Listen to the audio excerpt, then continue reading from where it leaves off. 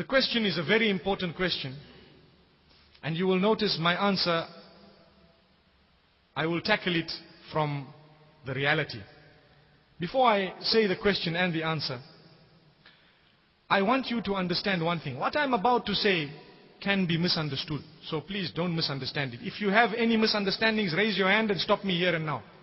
The question is, and listen very carefully, wallahi, it is a deadly question. Is it compulsory in these days for a woman to cover her face? That's the question. The answer is, every woman who is listening to me now, you are on a certain level. Maintain that level if it is within the frame of the Sharia, with an intention of getting to the next one. And strive towards getting to the next one. Meaning, when I say maintain it, meaning don't go back on it. That's what I meant. If Allah has granted you the ability to put a scarf on your head, don't ever remove it and try to get to the next stage. If Allah has granted you the ability to wear a niqab, don't ever remove it and try to get to the next stage. If Allah has granted you the ability to cover even those eyes of yours and just put a few holes in the, flap, maintain it, get to the next level. If Allah has granted you the ability to wear a cloak, maintain it and get to the next level. If Allah has granted you the ability to wear a thick, loose cloak, maintain it and get to the next level. If Allah has granted you the ability to wear a cloak or a burqa from your head going down so that even the shape of your shoulders is not shown, maintain it and go to the next level. If Allah has granted you the ability to abstain from speaking to na-mahram, maintain it and go to the next level. If Allah has granted you the ability to do hijab and to cover your face even from those who work for you of the opposite sex, maintain it and go to the next level. Subhanallah. So I'm sure you can see the levels that I'm speaking about. I have dodged the question and I intend to dodge it intentionally. The reason is, I don't want to give people who are trying, sad news so that they feel, we are useless. Everyone who is trying, try harder. There is no level that you can get to and say, you know what, now I've arrived. Subhanallah. Wallahi, I tell you something, even to do hijab from your own gardeners and maids, it's a requirement of the Sharia. Did we know it? That's a level. Have you got to it? If you haven't, there it is. Aim for it. Get there. Allahu Akbar. I know of a woman, subhanallah, a new Muslimah. She accepted Islam a few years ago.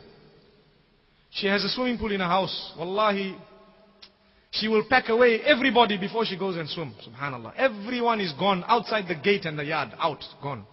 Besides her and the females that are there. Wallahi, this is it. She won't speak to her maids.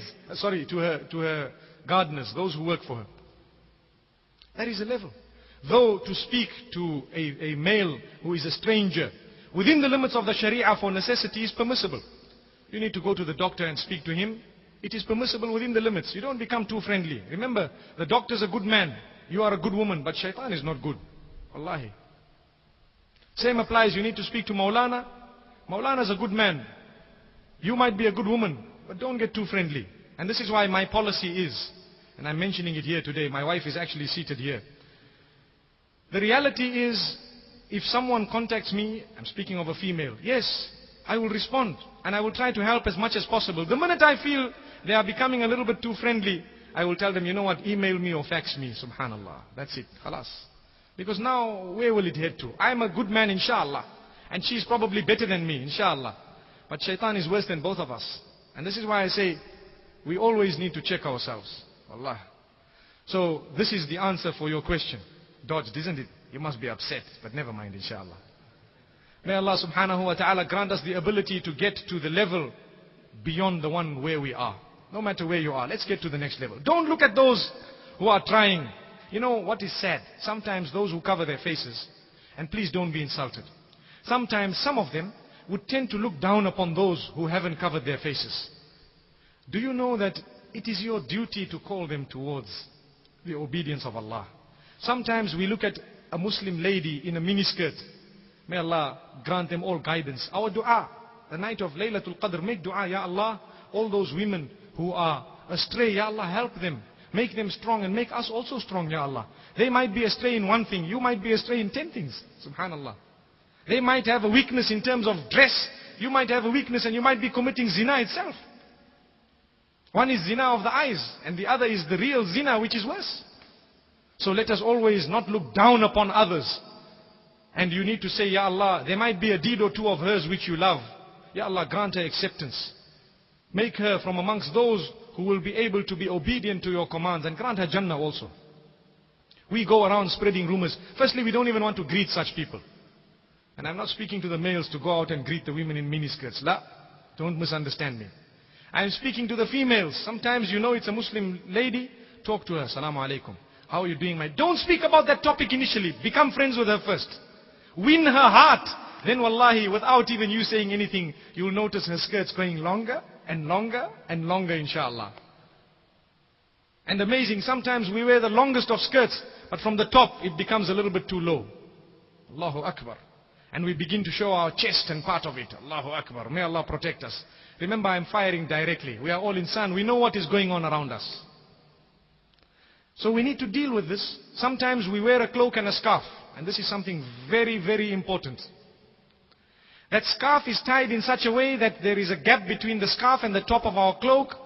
Sometimes a lot of our chest is actually showing.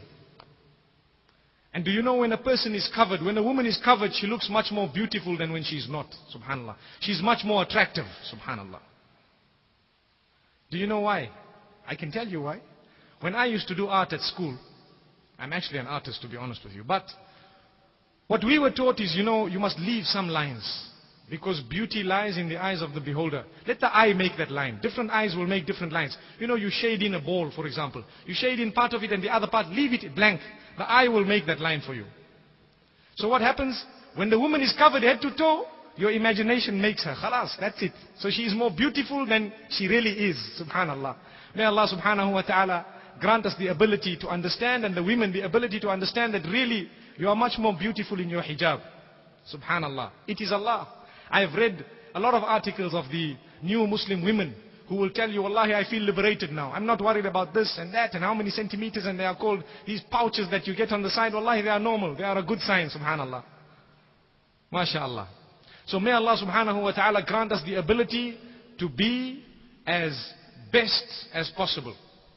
Try harder. Wherever you've got to, don't stop. Rasulullah sallallahu alayhi wa sallam was told not to stop until the point of death. Subhanallah. So surely we need to walk up the ladder forever and ever. May Allah subhanahu wa ta'ala grant us the ability. The sisters, some of them might be cursing me, so I need to also mention a few words for the brothers. Wallahi, wherever we have got, let us get to the next level. If Allah, and I always mention this, people ask me about the beard. And I always say, you know what? What you need to do, start off, and I said this at the university a few weeks ago. If you don't have a beard, what you need to do, subhanallah, firstly you need to understand that, listen, we are meant to be having a beard. That is one thing. Secondly, don't be depressed. What you do, if you are weak and you can't keep one altogether, then start off, when you are shaving, leave a few strands right at the bottom here. Something known as a goatee, subhanallah. Keep a few hairs, at least that is the beginning of a beard, isn't it? Subhanallah. You are worried about the trends, that is also in style, subhanallah. So you keep a little goatee. And every time you shave, one hair on this side and one hair on that side, you leave. By the time the year finishes, how many hairs will there be? 365. By the time the next year finishes, how many will there be? And subhanallah, you can actually work your way through to that beard that you won't even notice, subhanallah. But we need to think of these ideas, inshallah. And therefore, I myself,